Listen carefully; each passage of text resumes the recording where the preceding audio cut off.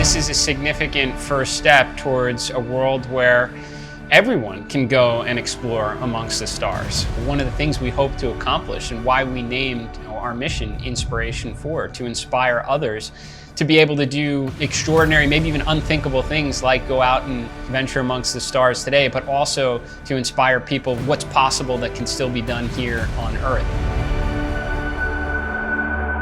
And if we can accomplish all of that, then we sure as heck better have tackled childhood cancer along the way.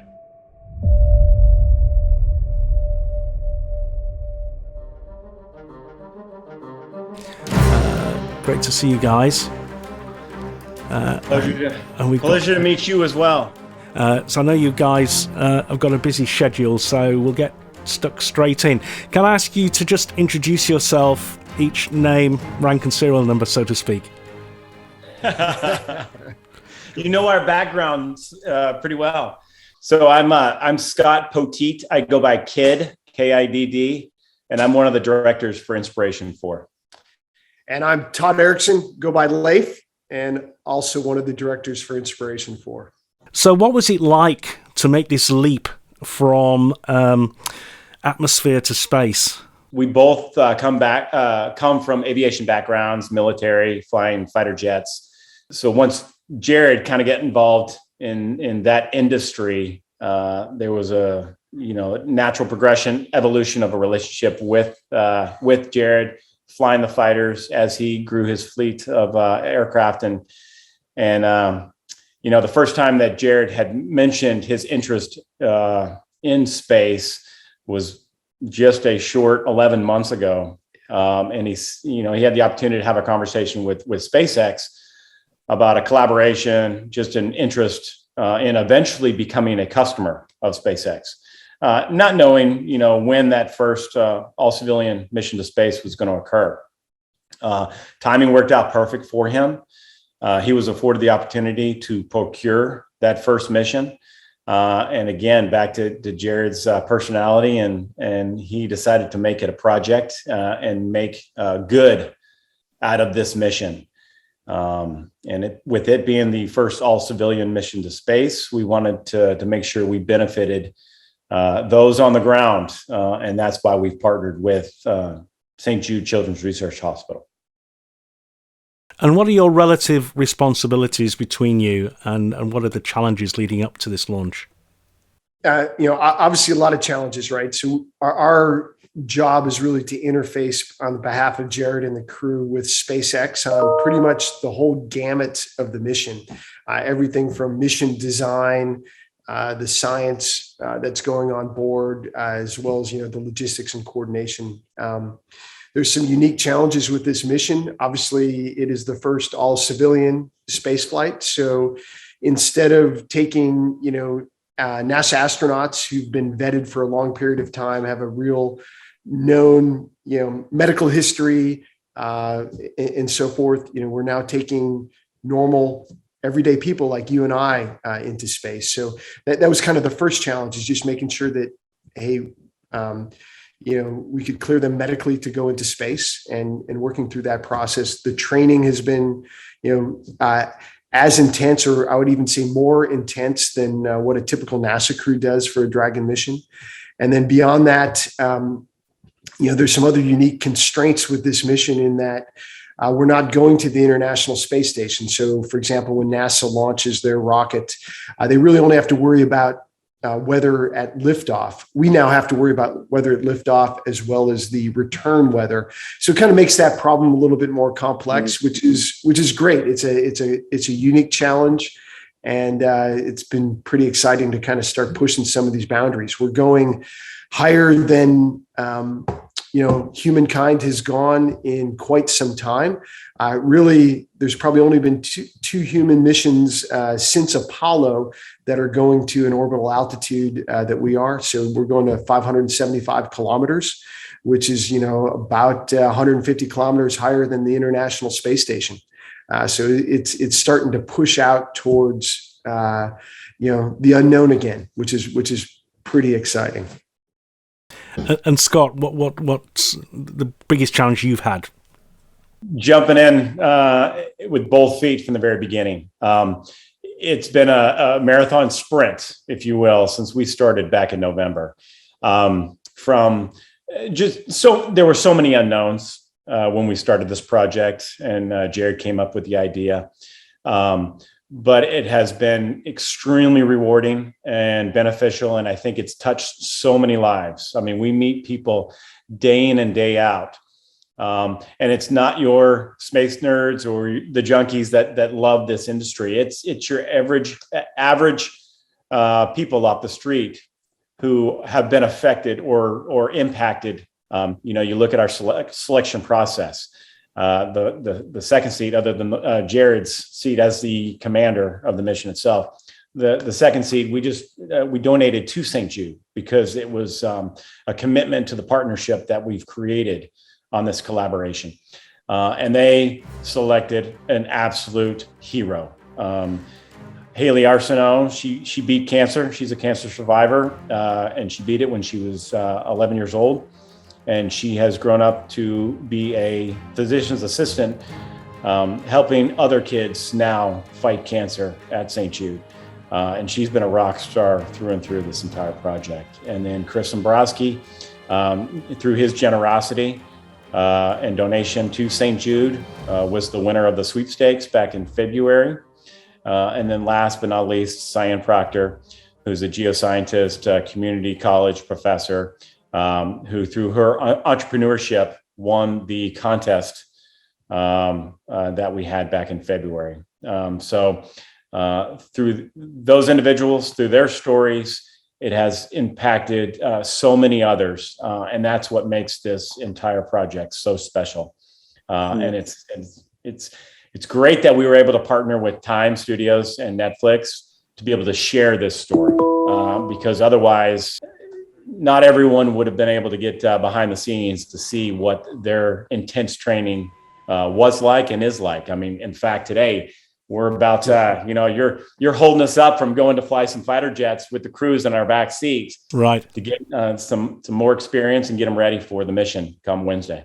Yeah, and what is the objective of that? Is that to just get them to experience the forces and G's of being in those sorts of spacecraft, because they will experience a fair bit of G. I think it's up to about 3G, is it, during launch? It's about that. And, part of it is making people comfortable with being uncomfortable, putting them in new situations. Obviously, flying a fighter is a very dynamic environment and is probably the closest earthbound analog for what occurs in spaceflight, in terms of accelerations and forces and so forth. So that's one of those things, is just to get people familiarity in that, because once you have that basis of familiarity, it allows you to process a lot more information going into space. And it's the same reason NASA uses T-38s as analogs for their astronauts as well. So that's kind of part of the idea. Now, the Dragon can be flown remotely and autonomously. They're up there for 3 days. How much will they actually do hands-on, or is the big instruction, don't touch any of those buttons?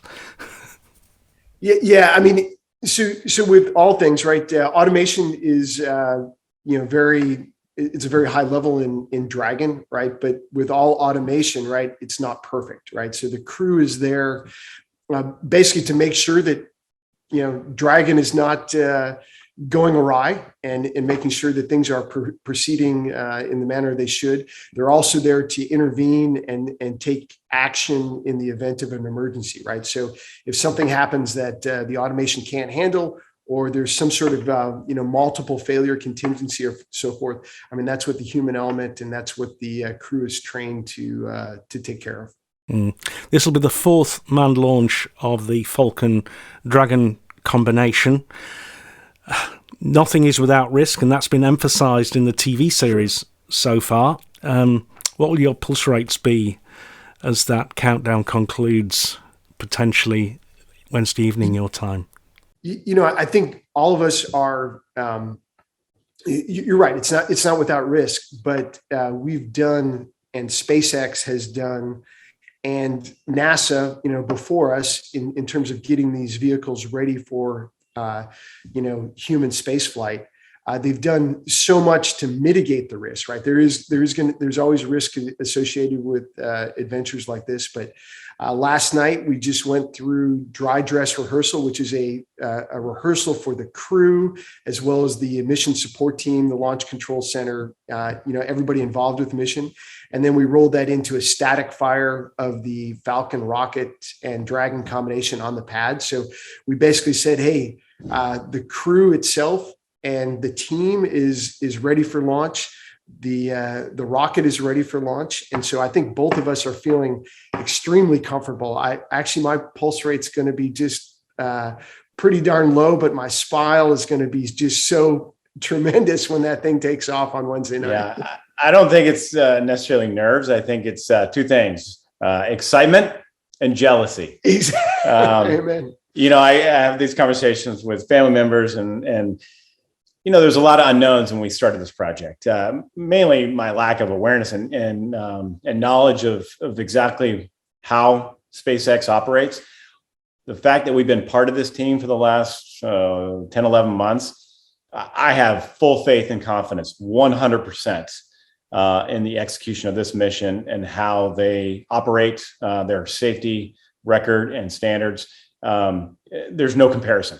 This organization is phenomenal. And if I ever had the chance, man, I would strap on that rocket in a heartbeat, because they do it right. They're professional, they're precise, their attention to detail is bar none.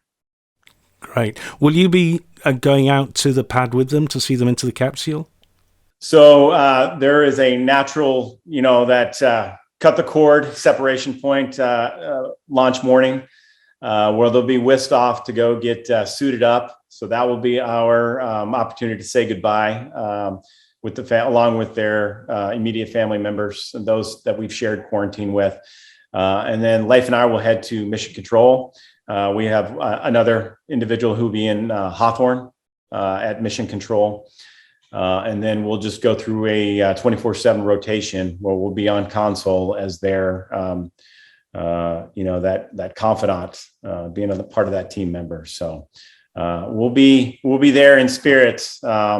And then I'd be fortunate enough to be on the recovery ship when they do splash down, on the 18th. So. Great. So as you wish them bon voyage, what will be your greatest piece of advice for them, do you think? So I would say just take in everything, understand how significant this mission is, how, they're doing something that less than 600 people in the history of humankind have had the chance to experience. It's a big deal. So, my biggest advice would be not to get caught up in all the details, but to step back and enjoy just the big picture and the experience and don't let that go by the wayside. It's been a whirlwind these last 10, 11 months. There's so many things running through their mind and making sure that they're comfortable and familiar with checklist procedures. But to Leif's point, you got to enjoy the moment. This is a very unique opportunity for them to experience something that a majority of people haven't, but hopefully will in the coming years as we continue to move the needle on space exploration. And hopefully someday we have that opportunity. But we're here to support them. Godspeed to them and the success of a wonderful, beneficial meeting or mission. Great. Well, your crew and the sky is calling, so I won't detain you any longer. We appreciate that. Selfishly speaking. Ignition and liftoff.